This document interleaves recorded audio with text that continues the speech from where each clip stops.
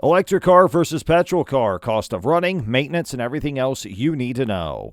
Cars have been running on fuels such as petrol and diesel for the past years. While they do supplement the car's engine perfectly, it's not hidden to anyone that petrol and diesel contribute to CO2 emissions and pollute the environment. This is where electric cars are best.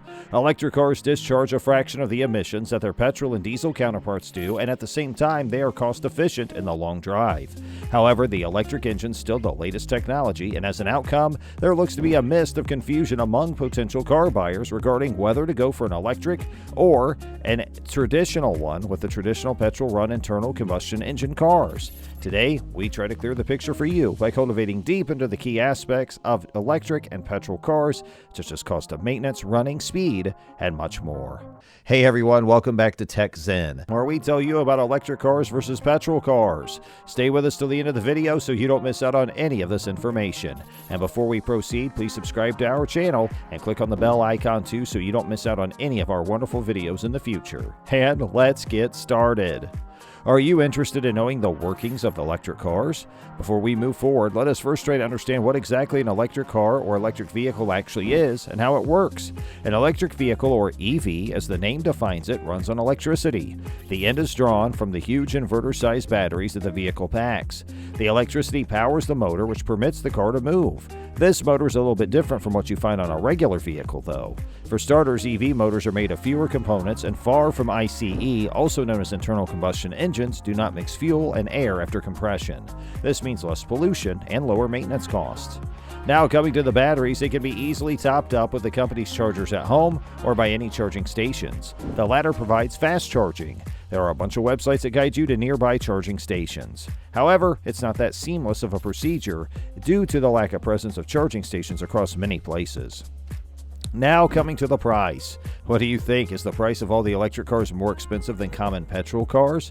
Electric car prices are definitely on the higher side compared to their gas counterparts at the moment. This could be assigned to the cost of the batteries, which are not the same as other batteries. They are made of cutting-edge technology. It provides maximum endurance on a single charge.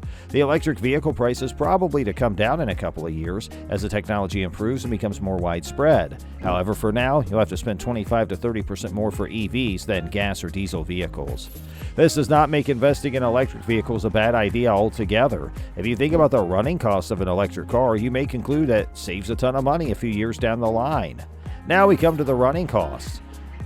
Generally, an electric car is going to have a running cost of about 1.2 to 1.4 rupees per kilometer, whereas petrol prices cost around 9 to 10 per kilometer. If you look at that into the long term, say 6 to 8 years, the total you'll end up expending on battery charging would barely be over 1 rupees lakh due to the low electricity prices.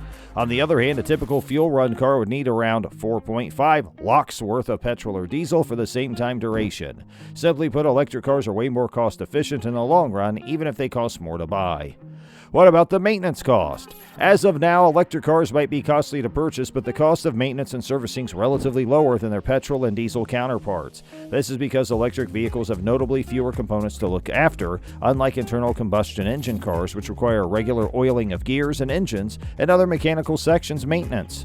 Therefore, with a few parts in an EV, the lesser the chance of wear and tear, which means fewer frequent visits to the service center for car checkups. Speaking of checkups, the electric motor in an EV may need brake fluid top-ups once in a while, as well as a survey of battery health.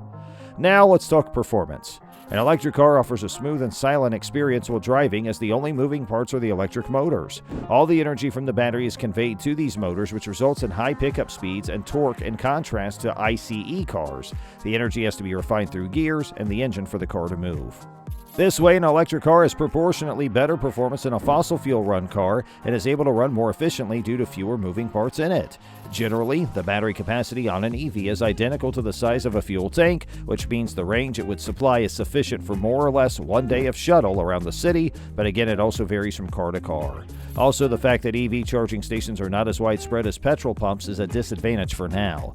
Additionally, electric cars can take a long time period to top up the battery depending on the source that is not covered if you have a gas or diesel car. All in all, if you hit the road for long journeys, every time a diesel or petrol car is a better pick, while for daily city commutes, an electric car's got you covered.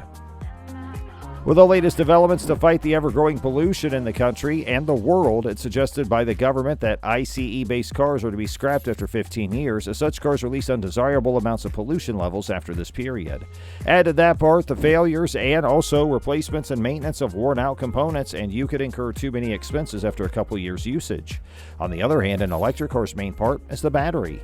While most electric car manufacturers offer a long warranty on the battery, it would need a replacement after, say, 10 to 12 years until it completely demeans and does not provide the expected range and performance. The cost of an EV battery in India can span from 15,000 to 20,000 rupees per kilowatt hour at the moment. So say that an electric car has a 30 kilowatt per hour battery, so the battery renewal costs you around 4.5 Rs lakhs to 6 lakhs, which is sufficient to burn a hole in your pocket. However, the cost is probably to come down in the coming years. So what's your opinion so far? Which one are you leaning towards buying? With that, we've covered major aspects of an electric and fuel vehicle that have to be looked upon while buying either of the two. To sum up, an EV is a better choice for driving around the city on a daily basis. The costs are low to recharge, and it has way lower maintenance costs, and the battery can be topped off at home or at a designated charging station, if you can find one. But when it comes to long periods of driving, the battery replacement can land a big bill after 10 to 12 years. Lastly, an EV at the moment costs barely more than fuel-run cars, providing a similar range. Alternatively, something to cherish is that various state governments are providing subsidies on purchases of EVs. This initiative is in line with the government's target to make fully electric vehicle nations around the world by 2030, so expect to see some huge developments and innovations in the EV space in the coming years. Speaking of traditional diesel or petrol vehicles, these are still a better pick for recurrent long trips that can be refueled in just minutes at any of the hundreds of petrol stations in a city and are an economical option to advance as of now. So, I think that's going to do it for today's video, guys. We sincerely hope you enjoyed the video, and if you did, please make sure you click on the like button and make sure you share it with all your friends and family.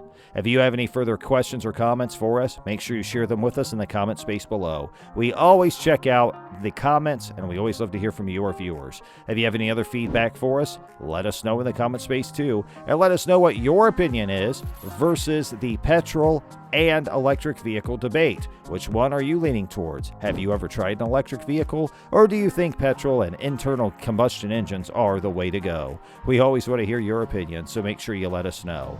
Don't forget to subscribe to our YouTube channel, where you'll see even more incredible videos, and you cannot forget to click that bell icon on your way out. That way you always stay updated and informed whenever we upload a new video to our channel, which we do all the time, so you will always stay up to date and current as long as you stay with us.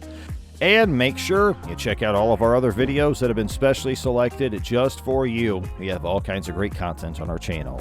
We sincerely appreciate you spending part of your busy day with us today, and we look forward to hanging out with you in our next video. Have a great rest of your day, and thanks for watching. We'll see you next time.